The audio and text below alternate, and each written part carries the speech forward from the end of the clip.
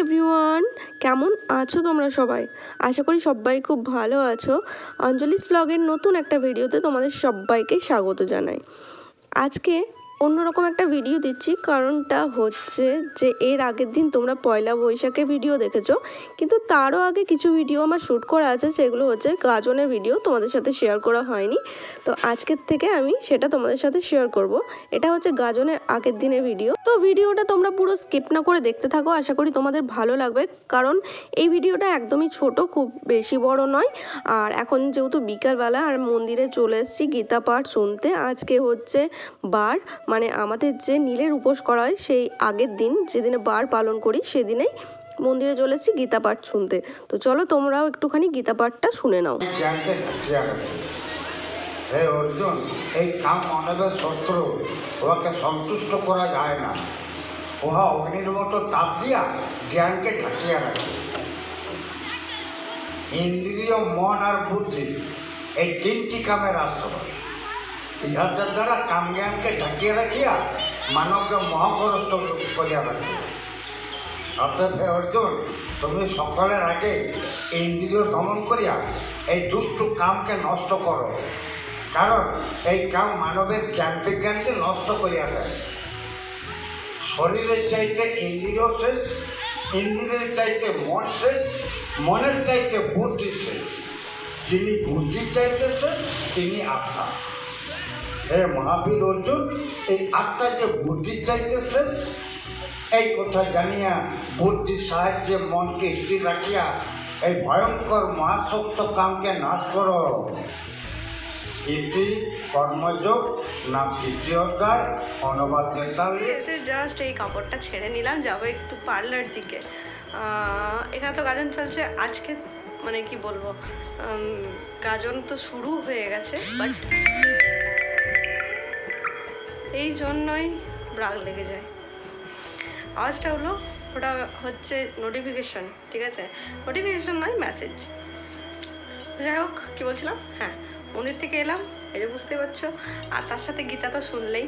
এসে আবার চেঞ্জ করে নিলাম, চেঞ্জ করে কুর্তিটা পরে নিলাম। আপাতত একটু পার্লারে যাবো একটা কাকিমার সাথে, আমার কোনো প্রয়োজন নেই, আমার এমনিতেই থ্রেডিং করার প্রয়োজন নেই, কারণ ভুরুগুলো দেখো কি অবস্থা হয়ে গেছে, একদম সরু সরু করে দিয়েছে। তো তাই ভাবছি 2 মাস থাক এরকম, একটুখানি গজাক, তারপর একটু মোটা, মানে মোটা মোটা করে করবো আর কি।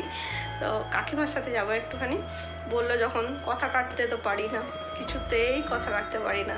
তো বললাম ঠিক আছে, কোনো ব্যাপার না, যাবো। আমাকে তাও জিজ্ঞাসা করলো যে কোনো কাজ আছে কি না। আমি বললাম আপাতত তো কোনো কাজ নেই এখনও পর্যন্ত, তুমি আসো, যাবো চলে আসবো। তো শুধু তো থ্রেডিংই করাবে, আর তো কিছু করাবে না, আর বাইরে তো সেরকম কোথাও একটা যাবে না। তো বললাম ঠিক আছে চলে যাবো, হালকা করে ফ্যাটটা চালিয়েছি, নাহলে ঘেমে একদম চান হয়ে যাবো। তো আজকে একটুখানি মানে গরমটা মনে হচ্ছে কম আছে।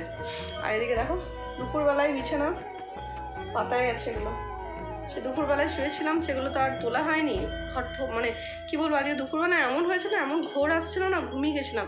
শিবু শক্তিটা দেখছি একদিকে, দেখতে দেখতে যে কখন ঘুমিয়ে পড়েছি, আবার চোখটা যখন খুলছে একটুখানি দেখছি আবছা আবছা, আবার শুয়ে পড়েছি। দিয়ে উঠলাম একদম 5:10।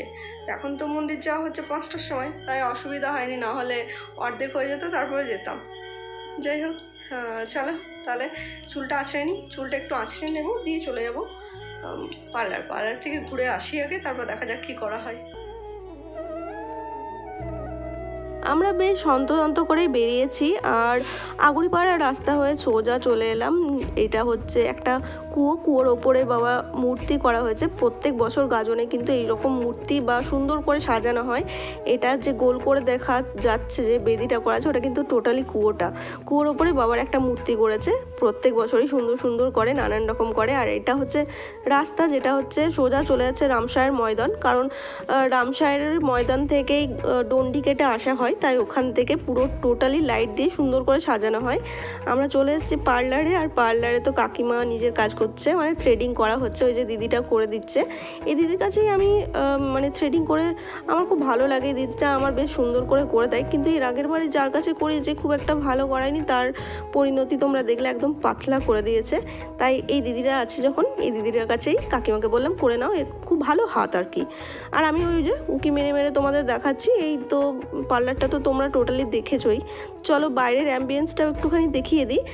এখান থেকে দেখো পুরো রাস্তা জুড়ে কিন্তু লাইটিং দিয়ে একদম সাজানো, কারণ হচ্ছে বললাম যে ওই যে রামসার থেকে ডন্ডিকেটা আসে, তাই টোটালি কিন্তু লাইট দিয়ে বেশ সুন্দর করে সাজানো।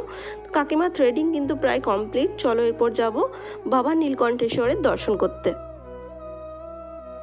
তোমাদের যে মূর্তিটা দেখালাম, যেটা কুয়োর ওপরে সাজানো হয়েছে, বাবা ভোলেনাথের একটা মূর্তি করা হয়েছে, তার ঠিক অপোজিটে রাস্তা ধরেই সোজা চলে এলে বড় শিব মন্দির বা গাজন মন্দির চলে আসা হয়। আর এই সাইডে যাচ্ছে একটা গেট, এই গেটটা দিয়ে ঢুকবো না, আমরা ঢুকবো মেন গেট হয়ে, যেটা বেশ সুন্দর করে সাজানো আছে। আর এটা রাস্তার প্যান্ডেলটা করা আছে, অনেক মানুষজন দাঁড়ানো হয় তো ওই কারণে। কাকিমা আগে আগে যাচ্ছে, আর এই বেশ সুন্দর দেখো লাইটিং দিয়ে সাজানো আছে। আমরা ঢুকে পড়লাম মন্দিরে। বিশ্বাস করবে না বন্ধুরা, বড় শিব মন্দিরে এলে একটা আলাদাই অনুভূতি, একটা আলাদাই শান্তি, একটা আলাদাই সুকুন, যেটা বাবা নীলকণ্ঠেশ্বরের দর্শনে আর একটু সফল হবে। মন্দিরের ভিতরে তো ঢুকলাম, তো বাবা নীলকণ্ঠেশ্বরের দর্শনও তো করা যায়। তো এই যে দেখো স্বয়ং বাবা বিরাজমান এখানেই আছে, বাবা পাতালপুর। তো এর নিচে যে মূর্তিটা বা যে লিঙ্গটা আছে সেটা হচ্ছে আসল, আর এর ওপরে একটা লিঙ্গ করা হয়েছে। তো এই হচ্ছে আমাদের বাবা নীলকণ্ঠেশ্বর, এনারই গাজন হয়। আর এটা টোটালি মন্দিরটা। তো চলো তোমাদের তো দেখিয়ে দিলাম, বাবা নীলকণ্ঠেশ্বরের দর্শনও করিয়ে দিলাম। আর সামনে আরেকটা মানে দেওয়ালের মধ্যে মূর্তি আছে সেটা তোমাদের দর্শন করালাম। তো চলো এরপর বাড়ির পথে রওনা দেব। আর এই যে মূর্তিটা দেখছো, এর আসল মূর্তিটা কিন্তু ওপরে চাঁদোয়ার সাথে লাগো আছে। তো চলো আজকের ভিডিওটা এখানে পর্যন্তই। দেখা হচ্ছে একটা নতুন ভিডিওর সাথে। সবাই খুব ভালো থেকো, সুস্থ থেকো, আর ভিডিওটাকে অবশ্যই একটা লাইক করে দিও।